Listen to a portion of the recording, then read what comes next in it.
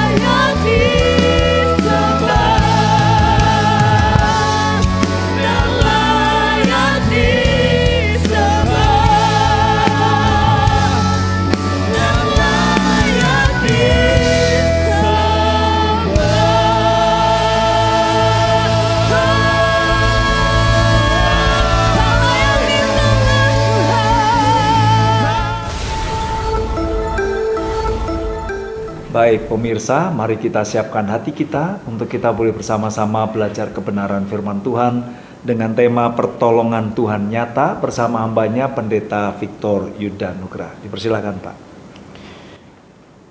Bapak Ibu, saudara-saudari sekalian, pemirsa Kompas TV yang dikasihi oleh Tuhan, pada kesempatan ini kita akan bersama-sama akan merenungkan kebenaran firman Tuhan. Dan sebelum kita merenungkan kebenaran firman Tuhan di pagi hari ini, mari saya mengajak untuk kita semuanya bersatu hati di dalam doa.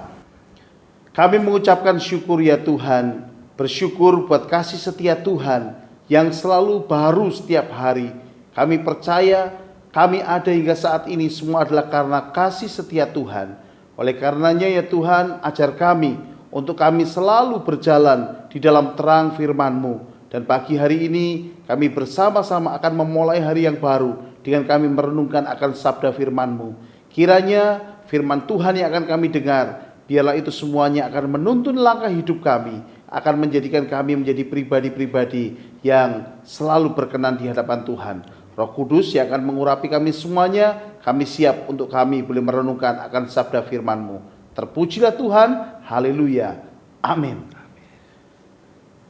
Bapak Ibu, saudara-saudari yang dikasihi oleh Tuhan, pada kesempatan pagi hari ini kita akan merenungkan sabda firman Tuhan yang terambil dari 1 Raja-Raja, pasalnya pasal yang ke-17, ayat 1 sampai dengan ayat yang ke-6.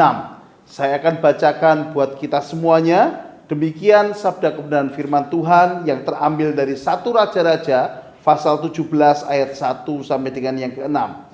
Lalu berkatalah Elia orang Tisbe dari Tisbe Gilead kepada Ahab, demi Tuhan yang hidup, Allah Israel yang kulayani, sesungguhnya tidak akan ada embun atau hujan pada tahun-tahun ini kecuali kalau kukatakan. Kemudian datanglah firman Tuhan kepadanya, pergilah dari sini, berjalanlah ke timur, dan bersembunyilah di tepi sungai Kerit di sebelah timur sungai Yordan. Engkau dapat minum dari sungai itu, dan burung-burung gagak telah kuperintahkan untuk memberi makan engkau di sana. Lalu ia pergi dan ia melakukan seperti firman Tuhan. Ia pergi dan diam di tepi sungai Kerit di sebelah timur sungai Yordan. Pada waktu pagi dan petang, burung-burung gagak membawa roti dan daging kepadanya, dan ia minum dari sungai itu. Bapak Ibu saudara sekalian yang terkasih dalam nama Tuhan Yesus Kristus, seringkali banyak orang Kristen yang berpandangan bahwa mengikut Tuhan itu pasti terbebas dari segala masalah. Seolah-olah hidup orang Kristen itu seperti jalan tol, bebas hambatan. Semuanya akan berlalu begitu saja, bahkan tidak ada hal-hal yang tidak enak yang menimpa di dalam diri setiap orang percaya. Itu pandangan dari banyak orang Kristen seperti itu, Bapak Ibu Saudara sekalian. Namun pada faktanya, pada kenyataannya, kita menemukan bahwa baik itu orang percaya maupun orang yang tidak percaya kepada Yesus, persoalan itu tetap ada. Sakit penyakit tetap ada. Lalu apa yang membedakan antara orang percaya dan orang yang tidak mengenal akan Yesus? Ternyata jawabannya adalah yang membedakan adalah bagaimana pertolongan Tuhan yang menyertai akan langkah hidup setiap orang percaya. Itulah yang membedakan. Dan pada kesempatan ini kita belajar firman Tuhan dari kisah Nabi Elia. Nabi Elia dikatakan di dalam bacaan kita, itu adalah seorang yang diurapi oleh Tuhan. Mendapat label, jelas-jelas ada labelnya nabi. Artinya Tuhan berkenan atas diri Elia dan Tuhan menjadikan Elia itu spesial. Namun di dalam kisah ini, ketika bangsa Israel harus menerima hukuman Tuhan bahwa ada kekeringan, tidak turun hujan di wilayah Israel yang nantinya menyebabkan tanah menjadi kering dan akhirnya bisa mengakibatkan kelaparan yang melanda di Israel, Nabi Elia pun juga terkena imbasnya. Namun dari kisah ini kita bisa melihat tentang pertolongan Tuhan yang nyata. Apa yang bisa kita lihat dari kisah ini? Yang pertama yang bisa kita lihat dari kisah ini adalah bagaimana pertolongan Tuhan itu nyata dengan ditunjukkan melalui Tuhan menyediakan pertolongannya pada saat krisis. Artinya bahwa Tuhan itu tidak hanya hadir dalam kehidupan kita saat kita dalam keadaan bahagia, sukacita, baik-baik saja. Oh, itu Tuhan hadir di sana. Tidak seperti itu. Bahkan di saat krisis melanda kehidupan, di saat ada masalah sekalipun, Tuhan selalu ada. Tuhan selalu menolong. Rencananya Tuhan itu selalu ada buat kita. Dalam kisah ini jelas saat bangsa Israel mengalami kekeringan dan Nabi Elia pun juga merasakan dampaknya, di situ kita melihat ada Tuhan yang selalu akan menuntun perjalanan dari Nabi Elia. Nabi Elia digiring ke Sungai Kerit, disediakan makanan dan minuman di sana. Inilah bukti bahwa Tuhan menyediakan pertolongannya pada saat-saat krisis terjadi dalam kehidupan kita. Oleh karenanya jangan khawatir akan segala krisis, akan segala persoalan masalah yang melanda kita. Pastikan setiap kita ini tetap percaya bahwa ada pertolongan Tuhan yang senantiasa hadir dalam kehidupan kita. Yang kedua yang bisa kita pelajari apa? Ternyata pertolongan Tuhan, pemeliharaan Tuhan bisa terjadi dengan cara yang tidak terduga. Bapak Ibu Saudara sekalian bisa melihat dalam kisah ini saat Nabi Elia juga merasakan dampak akan kekeringan, tidak turun hujan, pasti menyebabkan yang namanya kelaparan. Tapi Tuhan menolong dengan menyuruh Nabi Elia pergi ke Sungai Kerit. Dan juga pada saat itu Tuhan mengirimkan makanan. Dan cara Tuhan mengirimkan makanan luar biasa. Bukan melalui driver Gojek atau driver Grab Bapak Ibu Saudara sekalian. Tidak. Tetapi Tuhan mengirimkannya justru melalui burung gagak. Burung gagak membawa roti dan juga daging setiap pagi dan petang. Dan bisa dilihat, burung gagak itu adalah burung pemakan daging. Tapi justru melalui burung gagak inilah Tuhan menolong. Di luar akal pikir kita, di luar kebiasaan kita, Tuhan sanggup menolong. Dan yang ketiga, ketika kita melihat akan semuanya ini, apa yang bisa kita pelajari? Belajarlah untuk percaya dan bergantung kepada Tuhan sepenuhnya. Nabi Elia tidak pernah khawatir, tidak pernah takut. Kenapa? Karena dia percaya ada Tuhan yang pasti akan memelihara. Bahkan di dalam kitab Mazmur pasal yang ke-62 ayat 2 sampai dengan 3 dan dilanjutkan 6 sampai 9 di sana dikatakan Tuhanlah gunung batu kita. Karenanya percayalah terus akan pemeliharaan Tuhan sebab pemeliharaannya dan pertolongannya nyata dalam hidup kita. Amin. Tuhan Amin. Yesus memberkati kita. Amin. Puji Tuhan. Pemirsa, pagi hari ini kita belajar bersama-sama bagaimana pertolongan Tuhan nyata. Kita akan kupas, tapi setelah jeda pariwara kami segera kembali. Baik pemirsa, pagi hari ini kita belajar bersama-sama dari kisah Nabi Elia di tepi Sungai Kerit, bagaimana pertolongan Tuhan nyata ditunjukkan atas hamba Tuhan ini. Pak Victor, tadi Bapak sampaikan bahwa hidup orang Kristen itu adalah kehidupan yang sama dengan orang-orang di dunia pada umumnya. Tidak langsung masuk ke jalan tol, bebas hambatan begitu ya. Memangnya kalau pendeta juga sama Pak? Sama Pak. Juga mengalami hal-hal serupa juga. Pendeta juga bisa mengalami sakit. Pendeta juga tidak imun dengan masalah persoalan yang ada. Sama. Jadi kalau ada pemirsa yang pagi hari ini mereka sedang menghadapi masalah, persoalan, dan mereka berpikir kenapa Tuhan masalahku seberat ini, itu sebetulnya kurang tepat ya? Kurang tepat, Pak. Sebab pertolongan Tuhan itu selalu nyata dalam kehidupan kita, selalu baru buat kita, Ya. Pak. Mungkin bagi mereka persoalan yang dialami berat, tetapi ketika melihat orang lain, ternyata orang lain juga sama ya, saling melihat persoalan. Saya melihat Bapak sepertinya nggak ada persoalan.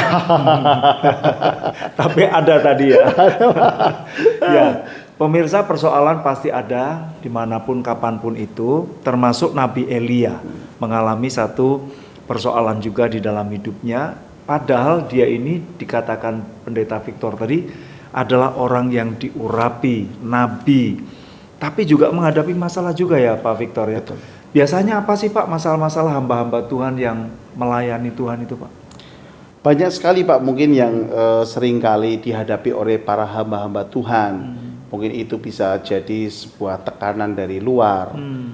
Ketika melayani sungguh-sungguh, mungkin ada ketidakpuasan dalam diri jemaat, atau mungkin sudah mengembalakan sebuah gereja, ada persekutuan, kemudian harus menghadapi ketidakpuasan dengan warga yang ada, harus menghadapi persekusi yang ada, ataupun juga ketika sedang semangat-semangatnya melayani dalam keluarga, ada konflik di sana, atau mungkin kebutuhan sehari-hari harus dicukupi dengan maksimal, tapi pas tidak ada berkat di sana, gitu ya. Jadi hal itu seringkali terjadi macam-macam lah Pak. Yang jelas seperti yang saya sampaikan di awal bahwa meskipun pendeta sekalipun itu tidak imun dari masalah persoalan yang ada, gitu Pak. Ya, baik. Jadi pemirsa, kita pagi hari ini harus menyadari bahwa pendeta juga manusia, yang berarti harus kita doakan nih Pak Victor ya, sebagai jemaat, sebagai anak-anak Tuhan, kita harus mendukung di dalam doa untuk hamba-hamba Tuhan, untuk pendeta, mungkin untuk romo, pastor yang melayani kita. Nah, persoalan yang terjadi adalah terjadi kekeringan pada waktu itu, dan yang menariknya adalah bagaimana pertolongan Tuhan nyata di saat krisis. Pak Victor tadi sampaikan begitu. Artinya, apakah kita harus melewati krisis dulu baru bisa melihat mujizat, Pak?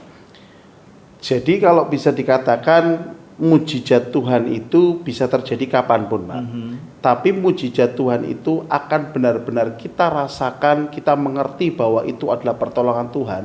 Seringkali ketika itu terjadi saat ada persoalan. Maksudnya Pak? Karena seringkali yang dihadapi oleh kita menganggap bahwa oh kita ini bisa hidup sampai dengan saat ini. Kita dapat berkat tak terduga, wah itu biasalah gitu. Karena nggak ada persoalan yang sedang menimpa. Tapi saat ada persoalan yang sedang menimpa, lalu kemudian kita sudah benar-benar terpepet di sana, dan akhirnya kita menemukan jalan keluar, baru kita menyadari, oh ternyata ada Tuhan yang menolong. Seringkali itulah yang terjadi dalam kehidupan kita sebagai orang percaya. Kita seolah-olah menganggap Tuhan itu ya biasa-biasa saja, nggak pernah menolong saya, nggak pernah menuntun saya. Itu seringkali terjadi seperti itu, Pak. Tapi baru bisa dirasakan, baru bisa kita ini mengerti ketika benar-benar dalam posisi krisis itu melanda. Gitu, Pak. Baik, jadi pertolongan Tuhan itu nyata, artinya bukan apa kata orang, bukan apa kata Alkitab, tetapi mujizat Tuhan itu juga bisa dialami pada zaman kita sekarang ini, betul, Pak Victor. Betul, Pak. Mungkin betul Bapak sekali. punya pengalaman terkait dengan pertolongan Tuhan di saat krisis. Oke. Ya, mungkin saya lebih cerita juga tentang bagaimana saat di pelayanan, Pak, yang ada. Saya saat ini dipercayakan untuk melayani di sebuah gereja, bukan gereja besar, di gereja di daerah Bandar Harjo. Kalau orang Semarang itu bilang terkenalnya itu dengan Baru Tikung, Pak, gitu ya. Nah, di sana pengalaman yang pernah saya alami dan saya saksikan kepada kita semuanya bagaimana ketika saya pertama kali masuk, kondisi gereja itu masih belum sebagus sekarang, Pak. Dalam artian gereja itu sudah ada, namun butuh renovasi. Nah, ketika kami mau mengadakan renovasi pengecatan tembok, lalu kemudian pengadaan plafon. Kami melihat seolah-olah nih Pak, oh kami punya dana nih bisa. Tapi ketika dicek Pak, ternyata struktur bangunannya itu miring ke kiri Pak. Wah, kayak menara Pisa. Kayak menara Pisa Pak. Ya. Jadi kalau hanya sekedar ini mengadakan pengecatan, perbaikan tampak luarnya bagus, lalu kemudian pasang plafon, saya khawatir Pak, kalau ibadah lagi enak-enak memuji menyembah Tuhan, ambruk. Seperti itu Pak. Nah di saat seperti itulah kemudian kami putuskan mau nggak mau, ya sudah. Posisinya adalah kami harus merenovasi yang cukup besar waktu itu. Sehingga dana pun yang tadinya kita punyai, itu hanya tercover seperempatnya. 3/4-nya kami nggak punya nih Pak. Nah, seperti itu. Nah di saat seperti itu juga pengurus sempat khawatir, Pak ini jadi terus atau tidak di pembangunannya. Saya ngomong, kalau Tuhan boleh menempatkan gereja di tempat ini, maka itu bukan sebuah kebetulan. Maka Tuhan pasti memelihara. Amin. Termasuk juga dalam proses renovasi ini, di mana kalau itu tetap dibiarkan akan berpotensi ambruk seperti itu. Saya ngomong, yuk kita sama-sama berdoa. Sama-sama kita, kalau orang Semarang bilang sambat sama Tuhan. Kita berseru sama Tuhan, minta pertolongan Tuhan supaya Tuhan boleh menyediakan setiap dana yang dibutuhkan. Dan luar biasa Pak, saya tidak tahu Tuhan menggerakkan hati orang-orang dari mana, tiba-tiba orang boleh membantu akan renovasi kami. Ada yang membantunya bukan dalam bentuk uang, ada yang tahu-tahu bilang, Pak saya mau kirim semen 50 sak. Pak pasirnya sudah masih cukup atau sudah habis? Kalau habis bilang Pak kami. Jadi pertolongan Tuhan itu nyata Pak. Ketika kita berseru seolah-olah nggak ada jalan keluar. Kami apalagi perlu Bapak Ibu Saudara ketahui bahwa jemaat-jemaat yang ada bukan semuanya jemaat yang berada gitu ya. Katanya itu kalau orang Semarang bilang itu jemaat di tempat kami itu jemaat elit Pak. Ekonomi sulit gitu ya. Nah, maka dari itu saya mengajarkan kepada jemaat, yuk terus kita meminta sama Tuhan dan pertolongan Tuhan nyata. Akhirnya jadi Pak. Amin. Nah, sampai sekarang gereja boleh diperbarui dan gereja boleh menjadi lebih baik lagi. Amin. Semua berkat pertolongan Tuhan. Wow. Pertolongan Tuhan nyata pemirsa ya. Jadi kalau pada pagi hari ini ada di antara Anda yang juga sedang menghadapi masalah persoalan, mungkin konteksnya beda ya Pak Victor. Tetapi yang namanya masalah tetap masalah, tidak jadi Mbak salah atau Dik salah, tetapi tetap masalah ya Pak. Itu akan tetap dialami oleh siapapun, tetapi tadi Pak Victor katakan bahwa pertolongan Tuhan itu nyata. Pak, kalau ada pemirsa yang pagi hari ini sedang mengharapkan sesuatu, sepertinya kok Tuhan nggak tolong-tolong juga, apa yang ingin Bapak sampaikan? Jangan pernah menyerah, jangan pernah undur daripada Tuhan. Justru kita harus selalu dekat dengan Tuhan. Itu aja Pak, mungkin tipsnya sederhana, secara garis besarnya seperti itu. Tapi mantap ya. Mantap Puji Pak. Tuhan. Pemirsa, pertolongan Tuhan itu juga terjadi dengan cara yang tidak terduga. Berarti ini berbicara tentang waktu. Nanti kita akan kupas lebih dalam, tetapi setelah jeda pariwara kami segera kembali. Baik pemirsa, pagi hari ini kita sedang belajar bersama-sama tentang pertolongan Tuhan. Nah, tadi Pak Victor sampaikan bahwa pertolongan Tuhan itu terjadi dengan cara yang tidak terduga. Bagaimana mungkin burung-burung gagak yang adalah pemakan daging ternyata bisa dipakai oleh Tuhan untuk menolong Nabi Elia. Ya, jadi tadi ngantarnya tidak pakai ojek online atau taksi online ya Pak. Tapi langsung burung gagak. Pak Victor, ketika membaca kisah ini, apa yang ada di dalam hati dan benak Bapak bahwa ternyata burung-burung gagak yang sepertinya mustahil itu bisa dipakai oleh Tuhan? Saya melihatnya ketika merenungkan firman Tuhan, mempersiapkan ini, Tuhan itu begitu dahsyat.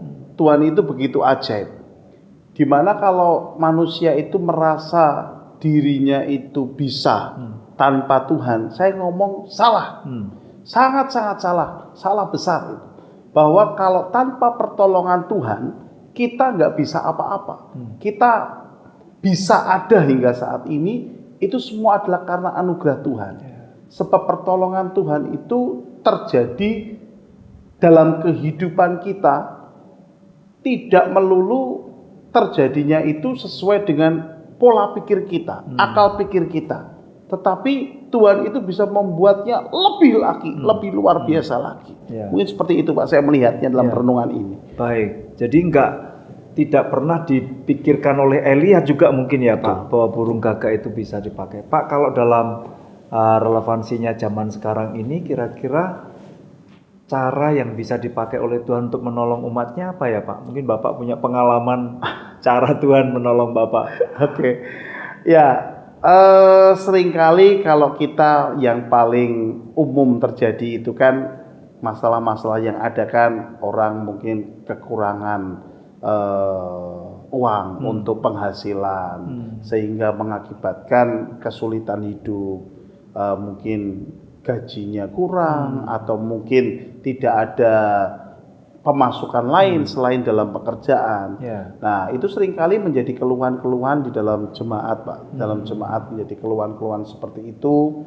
Dan ketika kita merelevansikannya dengan kisah ini, saya pernah ada sebuah pengalaman dengan jemaat Tuhan, di mana jemaat Tuhan seperti saya tadi katakan Pak, kondisinya itu pas-pasan. Seorang ibu yang juga jualan nasi, nasi warung nasi gitu di daerah pelabuhan sana, dia itu selalu ketika Lebaran atau ketika Natal itu dia selalu harus menyediakan semacam THR gitu Pak. Jadi bonus untuk para pelanggannya itu diberi sedikit lah, itu hadiah seperti itu. Dan di kondisi waktu itu sepi, 1 bulan sebelum dia harus memberikan itu sepi, dia hanya cuma berdoa, Tuhan, saya punya kerinduan berbagi di momen Natal ini. Saya punya kerinduan untuk berbagi kasih dengan para pelanggan saya. Saya cuma minta Tuhan mencukupkan, Tuhan boleh mengirim berkat. Dan yang luar biasanya Pak, saat kemudian berdoa seperti itu, jangan dikira ketika habis berdoa langsung nih Pak berkatnya. Tidak seperti itu Pak. Justru di saat-saat mepet, itu mungkin kurang 5 hari lah seperti itu, ada pembeli itu yang karena dia berjualan itu di galangan kapal, perbaikan kapal gitu Pak. Tiba-tiba itu dari pihak kantornya minta dalam beberapa hari, tolong sediakan, kami akan lembur, kami borong sekian ratus makanan, pokoknya disediakan setiap sore, itu hampir 1 minggu Pak harus disediakan. Dan dari situlah berkat Tuhan itu tersedia, dia bisa berbagi berkat dengan para konsumennya, sekaligus dia bisa bayar utang Pak, sekaligus juga itu bisa jadi modal untuk jualannya di kemudian hari gitu, Pak. Luar biasa Pak. Luar biasa ya pemirsa, sesuatu yang di luar pemikiran manusia, tetapi itulah yang Tuhan kerjakan. Pak Victor, tadi dalam pembacaan yang Bapak sampaikan, ada satu hal yang menjadi bagian Elia, yaitu di ayat 5, dia pergi dan melakukan seperti firman Tuhan. Jadi kalau kita ini ingin mengalami mujizat pertolongan Tuhan, apakah kita juga harus seperti Elia, pergi dan melakukan seperti firman Tuhan ini Pak? Ya, Tuhan melihat ketaatan kita. Jadi jangan kemudian kita hanya berpikir Tuhan itu seperti bank atau seperti ketika kita minta ATM Pak, bisa kemudian langsung, saya ketika butuh minta sama Tuhan langsung. Tetapi juga yang Tuhan inginkan adalah bagaimana ketaatan. Ketaatan itu jauh lebih penting daripada setiap apa yang dilakukan kalau tidak dengan hati. Jadi di sini Elia melakukannya dengan taat. Coba kalau dipikir dalam kisah ini, seandainya Tuhan nyuruh pergi ke sungai Kerit, lalu Elia nggak pergi ke sungai Kerit, ganti ke sungai lain misalkan, sungai Bero atau banjir kanal gitu ya Pak ya, pasti nggak akan ada kisah seperti ini. Tapi karena dia benar-benar taat menjalankannya, ada berkat Tuhan yang diberikan. Ini juga bisa menjadi poin penting buat para pemirsa dimanapun Anda berada. Jangan sekedar kita ini hanya menjadikan Tuhan itu mesin ATM kita, yang kita terus minta sama Tuhan, tetapi bagian kita lupakan. Belajarlah untuk melakukan bagian kita, taat pada firman Tuhan. Seperti itu, Pak. Jadi kita harus taat karena ada quote pernyataan begini, Pak Victor. Taat tidak taat, Tuhan tidak rugi. Jadi yang rugi adalah kita. Menurut Bapak bagaimana? Betul, Pak, betul. Jadi berkat Tuhan itu sudah pasti ada gitu, Pak. Karena Tuhan itu adalah pemilik semesta ini, pemilik kehidupan kita. Kalau dibilang kita minta berkat A, B, C, D, Tuhan itu sudah punya. Dan Tuhan itu pasti menyediakannya buat kita. Tinggal kita lakukanlah bagian kita. Ya tadi Pak, kalau kita taat gak taat, kita yang rugi nih gitu ya. Nah, karenanya taat aja. Ketika kita taat, ada berkat Tuhan yang diberikan atas kita. Gitu. Baik, puji Tuhan. Jadi pemirsa, mari belajar taat, karena tadi yang ketiga Pak Victor sampaikan, belajar percaya dan bergantung kepada Allah sepenuhnya. Artinya nggak boleh ragu-ragu ya Pak? Nggak boleh ragu-ragu Pak. Sepenuhnya itu bulat Pak. 100%. Apa jadinya kalau Elia itu hanya setengah-setengah? Apakah dia dapat berkatnya setengah-setengah atau nggak dapat sama sekali malah ya? Iya, kalau kita baca di dalam kisah-kisah berikutnya itu Pak, ketika Elia, jadi dalam kisah ini kan Elia ini benar-benar percayanya bulat Pak, 100%. Tetapi ada kalanya ketika dia ragu akan pertolongan Tuhan, justru dia takut dengan ancaman dari Raja Ahab, seperti itu ya. Setelah kejadian dia melawan nabi-nabi Baal itu, akibatnya kan dia merasa ketakutan, depresi, seolah-olah hidupnya itu tanpa pengharapan. Nah ini tadi Pak, jadi kalau kita ragu-ragu, yang ada justru bukan malah berkat, yang ada justru malah diri kita ini seolah-olah mengalami krisis lagi, ketidakpercayaan, kita ketakutan menghadapi semuanya. Gitu Pak. Baik, jadi harus sepenuhnya percaya. Pemirsa, harus sepenuhnya, nggak boleh setengah-setengah, nggak boleh ragu-ragu. Bagaimana caranya melepaskan kecemasan, kekhawatiran, kebimbangan Pak Victor? Keluar dari segala macam kecemasan, kebimbangan, khawatir itu sekali lagi adalah hidup yang dekat dengan Tuhan. Hidup yang dekat dengan Tuhan bisa kita lakukan dengan kita boleh rutin di dalam saat teduh kita, rutin di dalam perenungan kita, membaca firman, rutin dalam kita boleh beribadah, lakukan itu. Sebab disitulah kuncinya untuk kita boleh menerima akan semuanya itu. Amin, puji Tuhan. Pemirsa, nanti Pendeta Victor akan berdoa untuk kita, tetapi setelah jeda pariwara kami segera kembali. Baik pemirsa, pagi hari ini kita sudah belajar bersama-sama bagaimana kita mengalami pertolongan Tuhan dalam hidup kita. Bagi Anda yang baru saja menemukan channel kami, Pendeta Victor akan memberikan kesimpulan dari apa yang sudah beliau sampaikan. Silakan Pak. Bapak Ibu saudara-saudari sekalian, pemirsa Kompas TV yang dikasihi oleh Tuhan, masalah, persoalan, sakit penyakit adalah sesuatu yang bisa terjadi dan bisa dialami oleh siapapun juga. Dan di tengah-tengah masa sulit seperti ini, percayalah, ada Tuhan yang selalu bersama dengan kita. Ada Tuhan yang tidak pernah meninggalkan kita. Amin. Pertolongan Tuhan bagi setiap orang yang percaya kepadanya adalah pertolongan yang nyata. Bahkan pertolongannya di luar akal pikir kita, melampaui akal pikir kita. Pastikan di dalam setiap waktu, setiap keadaan, iman percaya yang teguh kepada Tuhan jangan pernah pudar.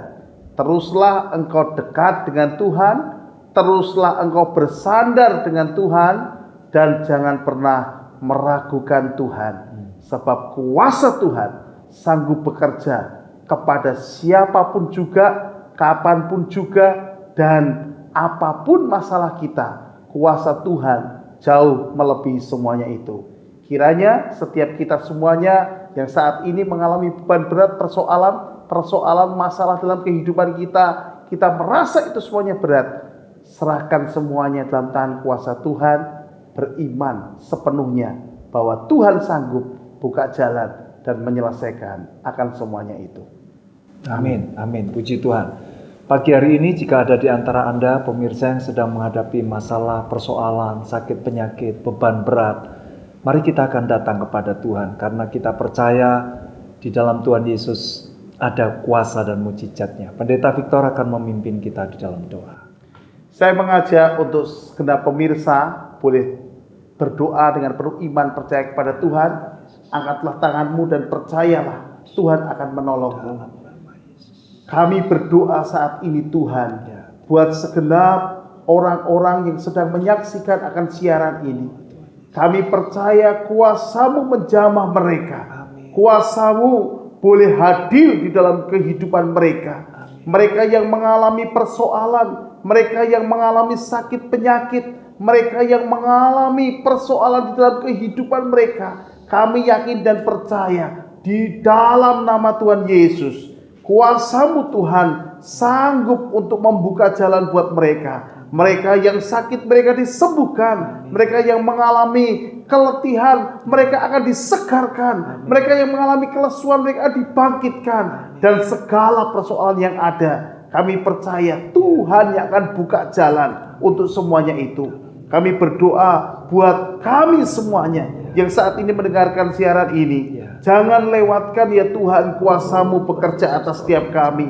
Kami percaya kuasa-Mu akan melawat kami semuanya. Kami semuanya dipulihkan. Kami semuanya disegarkan. Dan saat ini mungkin ada di antara kami ya Tuhan sedang meragukan akan kuasa Tuhan hadir bekerja dalam kehidupan kami. Mungkin kami saat ini ya Tuhan sedang berpikir untuk mundur daripada Engkau ya Yesus. Kami berdoa Tuhan yang akan menjamah. Tuhan yang akan campur tangan. Kami percaya di dalam nama Tuhan Yesus ada kuasa. Ada kuasa yang akan menyertai Engkau. Ada pertolongan Tuhan yang akan senantiasa nyata terjadi. Dan saat kami berdoa pada kesempatan ini, Tuhan menyembuhkan Engkau. Tuhan memulihkan Engkau. Dan Tuhan akan mengubah Engkau menjadi pribadi yang baru. Yang berkemenangan selalu di hadapan Tuhan. Tuhan memberkati dan menuntun segenap pemirsa Kompas TV yang saat ini mendengarkan siaran kami pada kesempatan ini. Kami percaya kuasa-Mu adalah kuasa yang lebih besar dari segala persoalan permasalahan yang ada di dunia ini. Kami serahkan kehidupan kami. Kami serahkan masa depan kami dalam pimpinan Tuhan. Di dalam nama Tuhan Yesus Kristus kami berdoa. Haleluya. Amin. Amin. Pak Victor, terima kasih, Terima kasih pelayanannya. banyak, Mas. Tuhan berkati pemirsa. Saya Samuel Santoso mewakili seluruh kru yang bertugas mengucapkan selamat pagi. Salam jamaahnya, Tuhan memberkati. Shalom. Shalom.